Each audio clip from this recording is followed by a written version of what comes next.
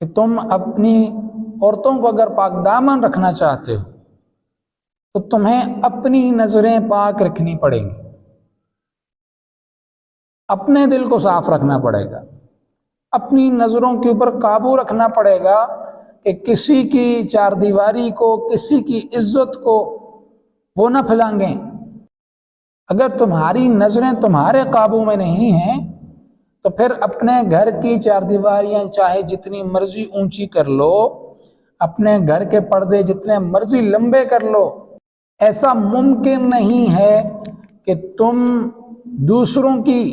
عزتوں کو اجاڑو، تم دوسروں کی عزتوں کے ساتھ کھیلو اور تم یہ گمان رکھو کہ تمہارا گھر محفوظ رہے گا۔ اس لیے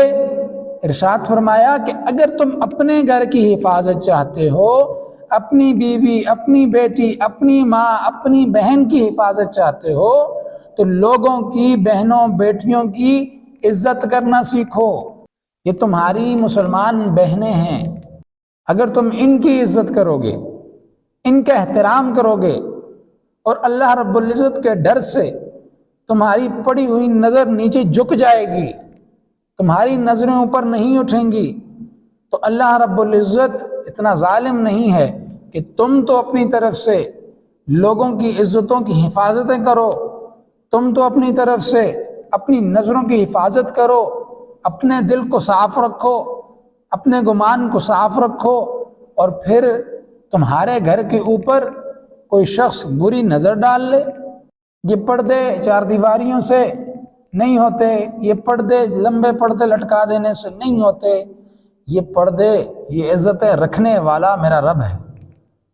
جب تم دوسروں کی عزتوں کو محفوظ کرتے ہو، خود سے اپنے شر سے محفوظ رکھتے ہو، اپنی نظروں کو پاک رکھتے ہو، تو پھر اللہ رب العزت تمہارے گھر کی عورتوں کے اوپر ایسے کسی مرد کی نظر نہیں پڑنے دیتے جو گندی نظر ہو۔ اس لیے جب کبھی بھی غلطی سے نظر پڑ جائے، میرے دوستو ایک دم سے اس نظر کو جھکا لو۔ اللہ رب العزت کی رضا کے لیے جب تم اس نظر کو جھکاؤ گے تو تمہیں اللہ رب العزت ایمان کی حلاوت نصیب فرما دیں گے۔ جو شخص